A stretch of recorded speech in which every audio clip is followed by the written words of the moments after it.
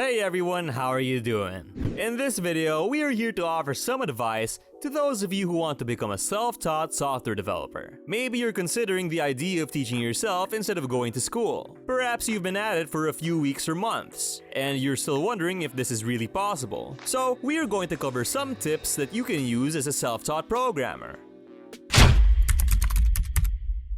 First and foremost, it's crucial to understand that your expectations are everything when it comes to this. Many of you might come from a non-technical background and you haven't worked in a technical field. You may not be that great with computers, but you think that you can get into programming by reading a few books or watching a few tutorials, and you'll be ready in a few weeks or months. If this sounds like you, it's essential to realize that you need to play the long game. We suggest that you plan on dedicating much more than just a few weeks or months to this journey. It's important to understand that this process can be challenging at times, even for those with a technical background. Many people come into this with inappropriate expectations, thinking they can learn everything in a short period by reading a few books. For many of you, this requires a shift in thinking, as it's not just about learning facts, figures, and rules, but about learning how to think differently. This requires consistency and dedication over a long period of time, so it's crucial to manage your expectations. Another piece of advice is that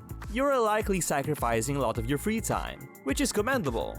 However, working hard and putting in hundreds of hours of study doesn't guarantee you anything. The truth is, the world doesn't care about how much effort you put in or how frustrated you feel.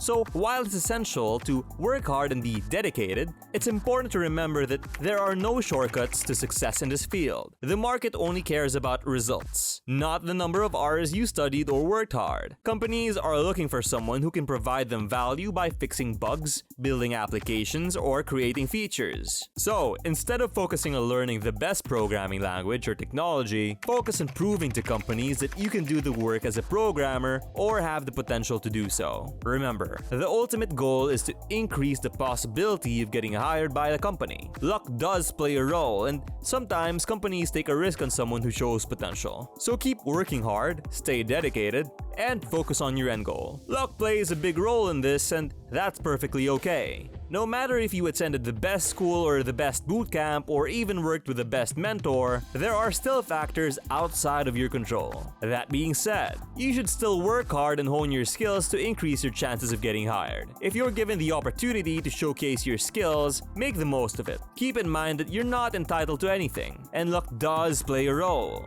If you approach this with realistic expectations, you'll be better equipped to handle the challenges that come your way. If you go into this thinking, it'll be easy and you're owed something, you'll likely become frustrated and discouraged. So, if you're serious about this and you're willing to sacrifice time, remember to keep these things in mind. We hope this video is helpful for those of you who may have unrealistic expectations. It's important to focus on improving your skills and craft as a programmer. If you're interested in more insights for self-taught programmers, check out our video on why most self-taught programmers fail. This video will provide practical tips to help you avoid common mistakes and become successful. If you enjoyed this video, please leave a like and feel free to comment below. That's all for today. Thank you for watching and see you in the next one.